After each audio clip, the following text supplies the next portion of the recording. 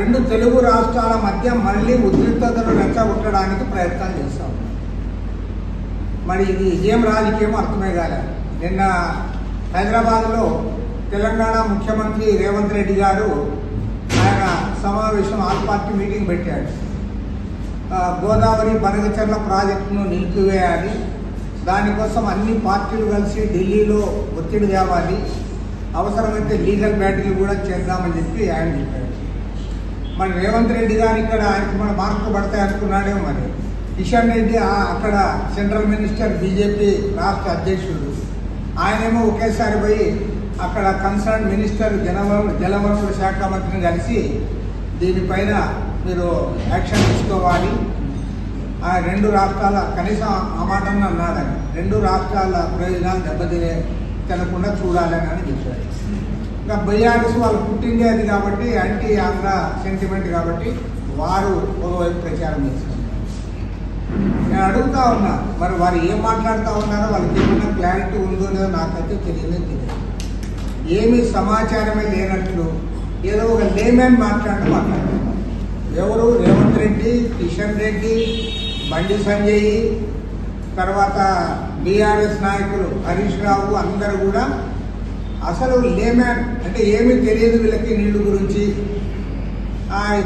నదుల గురించి, ప్రాజెక్టుల గురించి తెలియని వాళ్ళు మాట్లాడుతూ అంటారే అట్లా మాట్లాడుతున్నారు. అరే మామూలు సాధారణ మనిషిని అడిగినా తెలుస్తుంది. ఇవాళ గోదావరి నది నుంచి ప్రతి సంవత్సరం కూడా వందల వేల టీఎంసీల వాటరు సముద్రంలోకి పోతారు. అది దాదాపు 3,000 టీఎంసీల వాటర్, వందల వేల టీఎంసీల వాటరు సముద్రంలోకి పోతారు. అది దాదాపు 3,000 టీఎంసీల వాటరు సముద్రంలోకి పోతా ఉందని చెప్పి అందరం కూడా అంచనా కూర్చారు. అది ఏదో రాజకీయ పార్టీలు అంచనా కాదండి, ఇరిగేషన్ అధికారులు వాళ్ళు అక్కడ చెప్పి లెక్క చేసి ఆ లెక్కలు ఆంధ్ర గవర్నమెంట్తో ఉంటాయి, తెలంగాణ గవర్నమెంట్తో ఉంటాయి, సెంట్రల్ వాటర్ కమిషన్ వాళ్ళతో కూడా ఆ లెక్కలు ఉంటాయి. మీరు ఆ లెక్కలు చూసుకొని అరే 3,000 టీఎంసీలు సముద్రంలోకి వృత్తాగా పోతున్న నీళ్లలో ఇవాళ ఆంధ్రప్రదేశ్ ప్రభుత్వం ప్రతిపాదిస్తున్నది రోజుకు 2 టీఎంసీల చొప్పున 200 టీఎంసీలు తీసుకుంటాం, ఇంకా 2,500 టీఎంసీలు సముద్రంలోకి పోతానే ఉంటాయి. మీరు దాని గురించి మాట్లాడకుండా అరే ఆ చర్చలు చేసి ఆంధ్ర గవర్నమెంట్ మాట్లాడుతూ తెలియాలంటే సెంట్రల్ వాటర్ కమిషన్ వాళ్ళ దగ్గర కూర్చొని మాట్లాడుతూ ఏం తప్పే లేదు. అన్ని విషయాలు తెలిసి ఉండి కూడా ఏమీ తెలియని ఒక లేమ్యాన్ మాట్లాడినట్లు మేము ప్రాజెక్టును అడ్డుకుంటామని చెప్పి వాళ్ళు, దీనికి అనుమతించకూడదు, దీన్ని అడ్డుకుంటామని వారు చెప్తారు. వారికి పూర్తి భిన్నంగా వయసు వరుస మన దగ్గర ఉండేవాళ్ళు. వాళ్ళేమో అన్ని పార్టీలు రాండి, అందరు రాండి, నిపుణులు రాండి, అందరు కలిసి మాట్లాడుకొని మనం అందరం కలిసి తెలంగాణ తరఫున ఇది చేసుకోవాలి అని వాళ్ళు చేస్తూ ఉంటే మన దగ్గరేమో దానికి పూర్తి వయసు వరుస. గతంలో జగన్మోహన్ రెడ్డి ఉన్నప్పుడేమో జగన్మోహన్ రెడ్డి కేసీఆర్తో మాట్లాడతాడు కానీ ఇక్కడ ఉండే ప్రతిపక్షాలతో మాట్లాడేవాడు కాదు. ఆయన హైదరాబాద్లో పోయి కేసీఆర్తో విందు పొందు చేసుకొని అక్కడ మాట్లాడొస్తాడు తప్ప ఇక్కడ ఎవరితో మాట్లాడతాడు.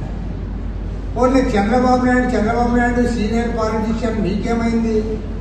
మీరైనా సరే ఇవాళ రాష్ట్రంలో దాదాపు 82,000 కోట్ల రూపాయలతో ప్రతిపాదించే ప్రాజెక్టులు, అతిపెద్ద ప్రాజెక్టు అని మీరే చెప్తా ఉన్నారు.